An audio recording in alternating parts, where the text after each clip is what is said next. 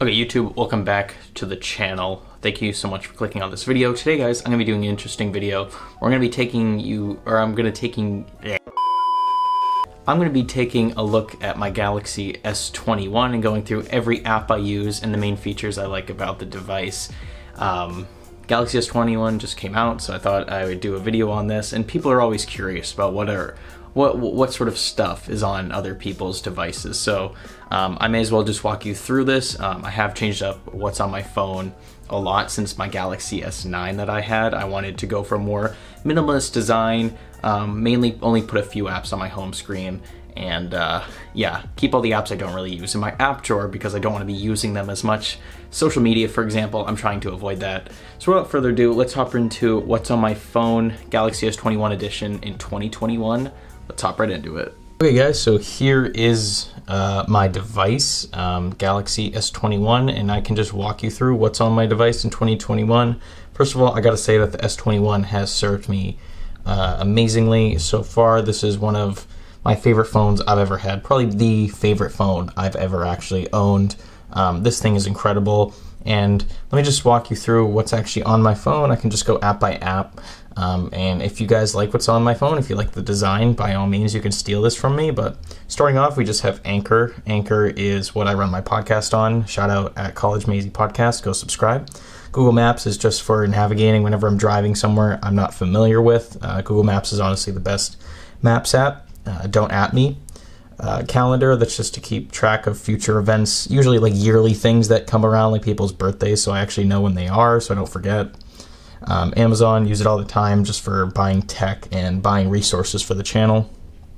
Play Store, to download new apps, obviously. YouTube Music, this is the main music application I use. I'm not a Spotify person. I'm not, Pandora, I don't use that. YouTube Music is honestly phenomenal, especially with their, the integration with YouTube, as well as the suggested playlist, which is great. YouTube, I don't even need to say anything about that. I use that literally all the time. YouTube Studio, check analytics. Gallery, just to keep all my pictures. Chrome, browse the web. Gmail, I have multiple accounts. I get constant emails every single day, so I have to keep up on that. Settings, that's self-explanatory. Phone, contacts, messages, and camera.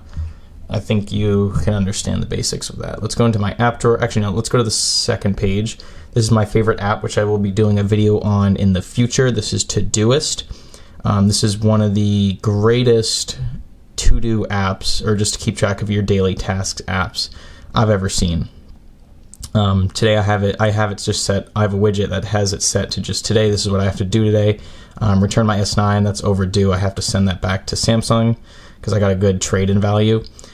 Meditate, workout, and take a practice exam. Those are my daily things that I accomplish every day. Below that is a YouTube Music widget, so I don't have to constantly go in the app, which is great. And then at the goal, just got the some yearly goals I want to go or just do in 2021. I'm not a big fan of like New Year's resolutions, so I set goals way before the new year, which I also recommend to you guys. But let's go into my app drawer. Hinge. Yeah, I don't use it too often, but it's there. IML Leagues, that's just for sporting events. Instagram, hate it. Mercari, love it. Great selling app, great buying app, highly underrated. Messages I already talked about. PayPal to keep track of finances and also secure payments so no one's hacking my bank account or credit card. Phone, already went through that. Podcast, I use Google Podcasts to listen to podcasts. I used to use Stitcher, but I found it was using way too much data, so Google Podcasts is much better.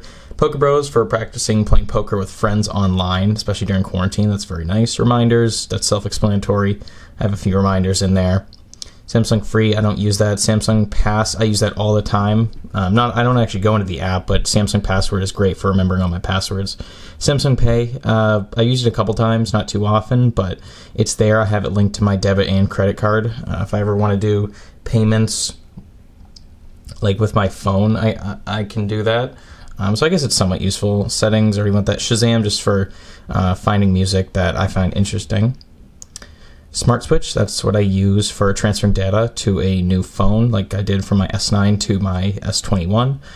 which is honestly a lifesaver. It saves so much time. Snapchat, I use it occasionally, not a big fan of it. TikTok, highly underrated app.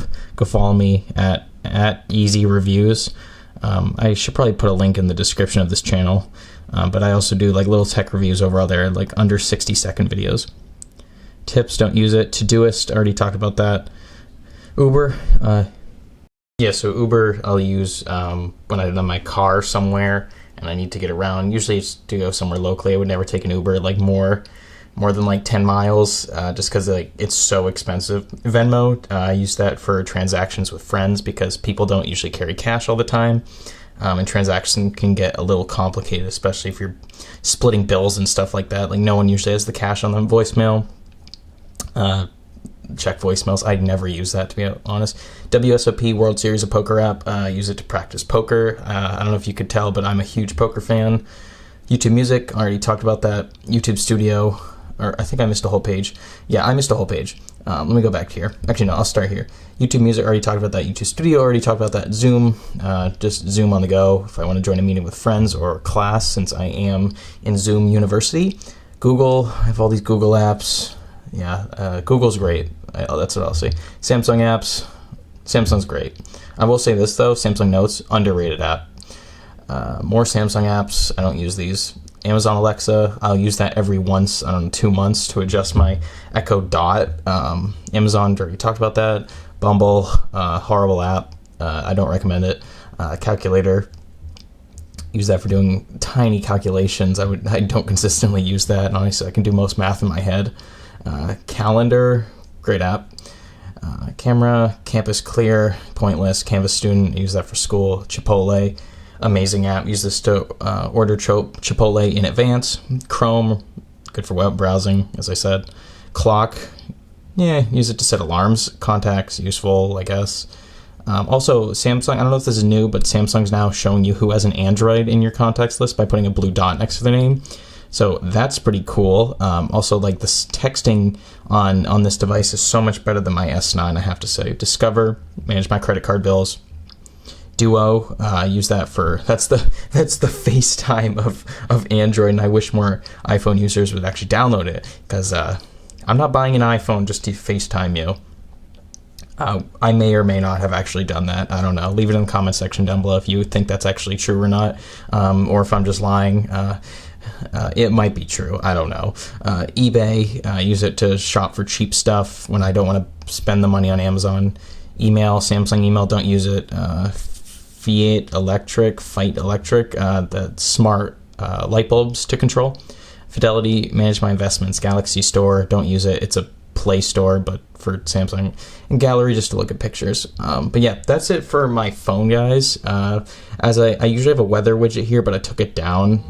Someone liked my video, shout out them.